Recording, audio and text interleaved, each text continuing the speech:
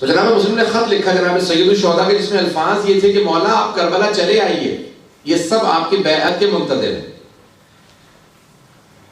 لیکن بعد میں روایت کے الفاظ یہ ہیں کہ جب جناب مسلم کو گرفتار کیا گیا تو اس وقت پوچھا جناب مسلم سے کہ آپ کی آنکھوں میں آنسو کیوں ہیں، رو کیوں رہے ہیں آپ؟ آیا موت سے ڈرتے ہیں؟ کہا نہیں، مجھے موت کا کوئی یاد نہیں ہے، بلکہ مجھے افتخار میں حسین کی خاطر جان دے رہا ہوں۔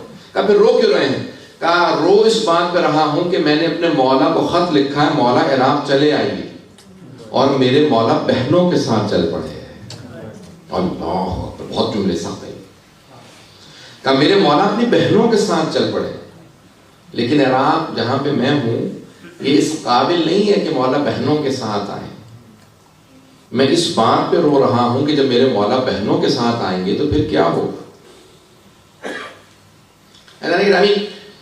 آج ایک ایسے دور سے گزر رہے ہیں کہ جہاں پہ بہت زیادہ سختیاں، ابھی آپ نے گزشتہ 2 دن پہلے، یہ بھی کل پرسوں میں جناب امام باقر علیہ السلام کی مجلس کی ہوگی۔ امام باقر علیہ السلام کون سی ہستی ہیں؟ میں بس یہی پیش کر کے ایک تمہید باندھوں گا مسائل کی، اور سب سے درخواست کروں گا کہ کوئی آنکھ ایسی نہ ہو، ابھی میں مسائل پہ نہیں آیا، لیکن یہ ہم کہتے ہیں کہ شہداء کربلا کے پہلے شہید جو کربلا میں نہیں تھے، کوفہ میں تھے، لیکن کیونکہ اس تحریک کے، اس موومنٹ کے پہلے شہید ہیں، اس لیے جناب مسلم کا مقام کچھ اور ہے۔ باقی سب کے ساتھ، دوسرے شہداء کے ساتھ جناب سید الشہداء موجود تھے، لیکن جناب مسلم تنے تنہا تھے۔ آپ نے دیکھا تنہائی بہت عجیب چیز ہے، تنہائی بہت عجیب چیز ہے۔ میرے ساتھ توجہ کیجیے گا، میں ایک سوال کروں آپ سے، مولا امیر المومنین کا کبھی جملہ پڑھا آپ نے کہ مولا بعض کا صحرا میں جاتے تھے، ڈیزرٹ میں جاتے اور کہتے تھے اے صحرا کبھی یہ نہ سوچنا تو اکیلا ہے، ذرا میرے دل کو آ کے دیکھ، میں تجھ سے زیادہ اکیلا ہوں۔ آئسولیشن جو ہے نا، تنہائی بہت عجیب چیز ہے، انسان تڑپنے لگتا ہے۔ کہ پیغمبر اسلام آئسولیٹڈ نہیں تھے، جب بات کرنا چاہتے تھے تو میں موجود تھا،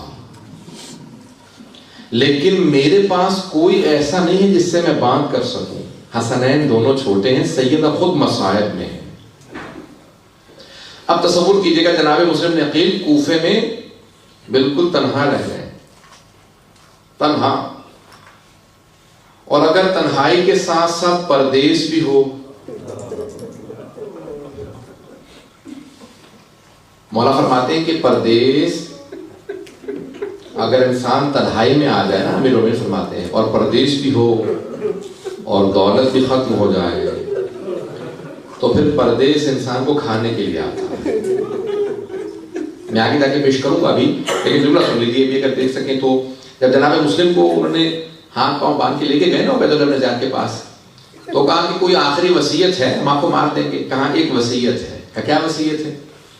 کہا یہ میری زرع بیچ دینا، اور کچھ سامان تھا، کہا اس کو بیچ دینا۔ کہا میں نے کچھ لوگوں سے ادھار لیا تھا کوفے میں، میرے اس ادھار کو لوٹا دینا۔ اللہ اکبر، مولا کتنے غریب ہیں کہ وہاں پہ کہتے ہیں کہ میری زرع بیچنے کے بعد، یہ انگوٹھی بیچنے کے بعد میرا ادھار اتار دینا۔ کہا کہ کیوں آپ نے قرضہ لیا تھا؟ کہا قرضہ اس لیے لیا تھا کہ میں جب اکیلا رہ گیا تھا تو کھانے پینے کے لیے بھی کوئی مجھ سے ملتا نہیں تھا، ایسا نہ ہو کہ مسلم کچھ ادھار مانگے۔ اللہ اکبر، جب آئے تھے تو 2 بیٹوں کو ساتھ لے کے آئے تھے۔ آپ اولاد والے ہیں، میں ایک سوال کروں آپ سے، اگر کسی کے بچے چھوٹے ہوں اور آنکھوں سے دور ہو جائے تو کیا کیفیت ہوتی ہے انسان کی؟ میں ایک سوال کروں گا آپ سے، میں بھی مسائل بہت پڑھنے والا ہوں، مجھے معاف کیجیے گا، میں سب مسائل پڑھنے کا آتی ہوں۔ آج میں پوری کوشش کر رہا تھا فضائل پڑھوں، لیکن میرا پورا ذہن مسائل کی طرف ہے۔ 3 ایسی ہستیاں ہیں جنہوں نے جناب سید الشہداء پہ اپنی پوری نسل قربان کر دی۔ 3 ہستیاں، پہلی ہے جناب زینب کبریٰ، بی بی نے اپنے دونوں بیٹے امام حسین پہ قربان کر دیے۔ دوسرے جناب مسلم، 4 بیٹے تھے، 2 کربلا میں شہید ہوئے ہیں، 2 کوفہ میں شہید ہوئے ہیں۔ آپ سوچ رہے ہوں گے تیسری ہستی کون ہے؟ پیش کروں تیسری ہستی کون ہے؟ تیسری جناب رباب، مولا کا ایک بیٹا ہے ایک بیٹی ہے، اپنے بیٹے کو امام حسین پہ قربان کر دیا. کہا مولا جب موقع ملے گا آپ کی بیٹی بھی آپ کی راہ میں قربان کر دو. اجرکم اللہ اجرکم اللہ. بس بھئی یہ آخری مجالس ہیں، اس کے بعد پھر محرم ہے، ابھی تو عیدیں آنے والی ہیں. سنیں گے جناب مسلم میں عقیل جب طوا کے گھر میں گئے نا تو وہ ایک مومنہ تھی، بہت بوڑھی تھی. انہوں نے کہا کہ میں آپ کے لیے کھانا بنا دوں گا، نہیں کوئی زحمت نہیں دوں گا، صرف مجھے کچھ پانی لا دے تاکہ میں وضو کر کے تہجد کی نماز پڑھ لوں. تو ایک مرتبہ ایک سامنے حجرے میں بیٹھے تھے، تہجد کی نماز پڑھی. تہجد کی نماز پڑھنے کے بعد کچھ دیر آرام سے اپنے ہی زرہ پہ سر رکھ کے لیٹ گئے. خواب دیکھا کہ جناب امیر آئے ہیں، بائیں پھیلا کے کہتے مسلم میں آپ کو لینے کے لیے آیا. جناب مسلم سمجھ گئے کہ میری آخری رات ہے، چچا لینے کے لیے آئے ہیں. میں کہوں گا اے جناب مسلم آپ کی عظمتوں کو سلام، جسے علی لینے کے لیے آئے ہیں. بس بھئی ایک مرتبہ اٹھے اور تصور کرنے لگے کہ میرے بچے نہ جانے کہاں ہوں گے، جب میں اتنا در بدر ٹھوکریں کھا رہا ہوں، نہ جانے میرے بچے کس کے پاس ہوں گے.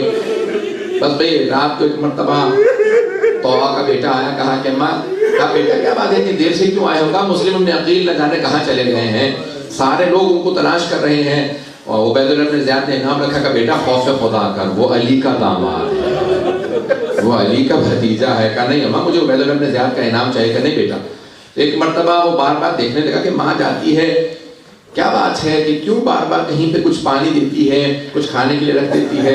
اٹھا آ کے دیکھا، فوراً گھر سے باہر بھاگا. کہا جا کے میں مخبری کر دوں. ایک مرتبہ عبید اللہ بن زیاد نے 300 افراد کی ایک بٹالین کو بھیجا، فوج کو بھیجا، کہا جاؤ جا کے مسلم کو گرفتار کر لو. جناب مسلم نے آواز سنی، صبح کا وقت تھا، فوراً گھر سے باہر آ گئے. اس مومنہ نے کہا کہ باہر مت جائیے، بہت زیادہ لوگ ہیں. کہا تم نے مجھ پہ احسان کیا تھا، گھر میں پناہ دی، میں نہیں چاہتا جس نے مجھے پناہ دی اسی کے گھر میں میری وجہ سے حملہ ہو. مولا آپ کی عظمتوں کو سلام. ارے نہ جانے یہ کیسے لوگ ہیں، گھر بلا کے بھی حملہ کر دیتے ہیں. ارے خود ہی کوفے میں بلایا اور آج حملہ کر دیا، کہیں کربلا میں بلا کے حملہ تو نہیں کر دیں گے حسین پہ. اجرکم اللہ اجرکم اللہ. بس ایک مرتبہ چلے جناب مسلم باہر گئے، مقابلہ کرنے لگے. کچھ لوگوں نے تیر مارے، سب کچھ ہوا، جناب مسلم نے سب کو قتل کر دیا. ایک مرتبہ اس نے کہا دوبارہ فوج بھیجو. جب تیسری مرتبہ فوج منگوائی نا تو عبید اللہ بن زیاد نے کہا ایک آدمی کو گرفتار کرنے کے لیے تیسری مرتبہ فوج منگوا رہے ہو، کیا بات ہے؟ کہا یہ کوئی کوفے کا بقال نہیں ہے، یہ علی کا بھتیجا ہے، یہ علی کا داماد ہے، علی کا شاگرد، ایسے آسان نہیں گرفتار کرنا. بس ایک مرتبہ انہوں نے کیا کیا، 400 افراد نے زمین میں گڑھا کھودا، کا دھوکہ دیں گے، اس پہ کچھ ایک مرتبہ گھاس وغیرہ لگا دی. جیسے جناب مسلم قریب آئے تو ایک مرتبہ گڑھے میں گر گئے. جیسے گڑھے میں گرے نا، اب مجھے نہیں معلوم کیسے پیش کروں گا. تو انہوں نے کہا مسلم ہم آپ کو امان دیتے ہیں، وعدہ کرتے ہیں ہم امان میں ہیں. جناب مسلم نے کہا خدا کی قسم کھاؤ اور پھر کہو امان دیتے ہو. انہوں نے کہا ہاں اللہ کی قسم ہم امان دیتے ہیں. جناب مسلم نے تلوار اپنی دے دی. جیسے ہی تلوار پھینکی نا وہ گلے میں رسیاں ڈالنے لگے، زنجیریں ڈالنے لگے. جیسے گرفتار کرنے کے لیے پورے جسم پہ انہوں نے رسیاں باندھی. جناب مسلم نے جملہ کہا ھذا اول الغدر، یہ پہلا دھوکہ ہے. تم نے خدا کی قسم کھا کے مجھے دھوکہ دے دیا، یہ پہلا دھوکہ ہے. گرفتار کیا. اب جیسے گرفتار کیا کچھ لوگ ایک مرتبہ تلوار سے وار کرنے لگے. جناب مسلم کے لب کٹ گئے، ہونٹوں سے خون بہنے لگا. جیسے ہی پہنچے تو ایک مرتبہ دارالامارہ کے باہر مولا کا ایک ماننے والا بیٹھا تھا. ابھی میں نے سارا مسائل نہیں پڑھا. دارالامارہ کے باہر ایک آدمی مولا کا چاہنے والا بیٹھا تھا. ایک مرتبہ پوچھا کہا آپ مسلم تو نہیں ہے؟ کہا میں مسلم ابن عقیل ہوں. کہا آپ امیر المومنین کے بھتیجے ہیں؟ کہا ہاں میں ان کا بھتیجا بھی ہوں، داماد بھی ہوں. کہا میں کچھ آپ کے کام آ سکتا ہوں؟ میں مولا کا ماننے والا ہوں. کہ اگر ہو سکے تو مجھے تھوڑا سا پانی لا دو، میں بہت پیاسا ہوں. ایک مرتبہ انہوں نے سامنے پانی رکھا. جناب مسلم پانی پینا چاہتے تھے، کٹے ہوئے لبوں سے خون بہنے لگا. کہا میرے اس پانی کے اندر بہت زیادہ خون آ گیا، مجھے اور پانی بدل کے دے دو. اس نے دوسرا پانی کا لیوان لے کے دیا. جب تیسری مرتبہ کوزے میں پانی دیا نا اور خون بہ گیا تو کہا کہ شاید خدا یہی چاہتا ہے میں اس کی بارگاہ میں پیاسا جاؤں. یہ شہید کربلا، پہلے شہید کربلا، اسی لیے پیاسے جا رہے ہیں.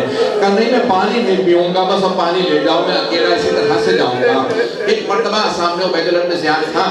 جناب مسلم کے پورے جسم میں رسیاں ہیں، زنجیریں ہیں. کہا کہ مسلم اپنے امیر کو سلام کرو. کہ میرا امیر صرف حسین ابن علی ہے، میں اس کے سامنے نہ جھکوں گا نہ اسے سلام کروں گا۔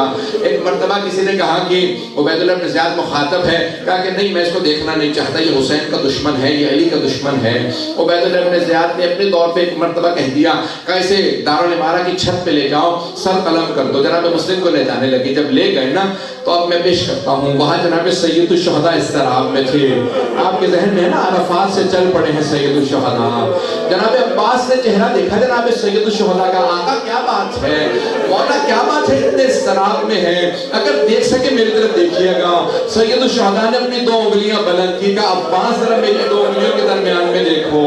جب دیکھا نا کہ مولا کوئی بڑا ہی مظلوم آدمی ہے، ہاتھ پشت پہ بندھے ہوئے ہیں، گھٹنے دونوں زمین پہ ہیں، گردن سامنے ہے، جلاد تلوار چلانے والا ہے، کہا عباس ذرا غور سے دیکھو۔ جناب عباس نے غور سے دیکھا، کہا مولا کہ میرا بھائی مسلم ہے، کہا مولا جیسے آپ نے مجھے دکھایا مجھے اسی معجزے سے وہاں پہنچا دے، میں اپنے بھائی کی مدد کروں گا، میرا بھائی اکیلا ہے۔ اللہ کو ملالہ بس میں کمال کر رہا ہوں، کہا مولا میرا بھائی اکیلا مجھے پہنچا دے، کہا عباس ذرا غور سے دیکھو، کہا مولا یہ دارالامارہ ہے۔ مولا لیکن دارالامارہ کی اس زمین پہ کوئی بیوی بیٹھی ہے، بردے کا دامن پھیلا ہے۔ مولا یہ کون ہے جو بردے میں ہے، کہا یہ میری ماں فاطمہ۔ اجلوں کو میں نے تمام کر دیا۔ ایک مرتبہ دارالامارہ کی چھت پہ جلاد نے تلوار چلائی، جناب مسلم کا سر قلم کیا، دارالامارہ کی چھت سے سر گرا، لاشیں کو زمین پہ پھینکا گا، کوفے کی گلیوں میں پھرا۔ بس میں اس سے زیادہ سخت مسائل پڑھنا نہیں چاہتا۔ میرے مولا نے جناب سید الشہداء نے آواز دی کہ عباس خیمے نصب کر دو، ذرا میری بہنوں کو بلاؤ۔ مولا آنکھوں میں آنسو ہیں، خیمے نصب کر دیے۔ بس میں شب عید تھی نا، میرے مولا نے کہا حضرت عباس میری بہنوں کو بلاؤ۔ جناب زینب کو بلائی، جناب زینب آئی، آنے کے بعد پوچھا بھیا کیا بات ہے، اتنے مضطرب کیوں ہیں بھیا، آنکھوں میں آنسو کیوں ہیں؟ مولا نے ایک مرتبہ جواب دیا، کہا زینب کوفے سے بہت بری خبر آئی ہے۔ جناب زینب سمجھ گئی ارے مسلم ہمارا بھائی وہاں پہ تھا۔ کہا کہ بھیا کیا بات ہے، کہ ذرا کچھ دیر کے لیے رقیہ کو بلا لاؤ۔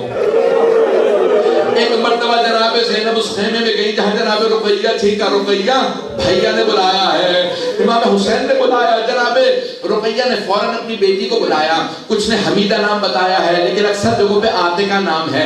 کہا کہ عاتقہ ماموں نے بلایا ہے، فوراً میرے ساتھ چلو۔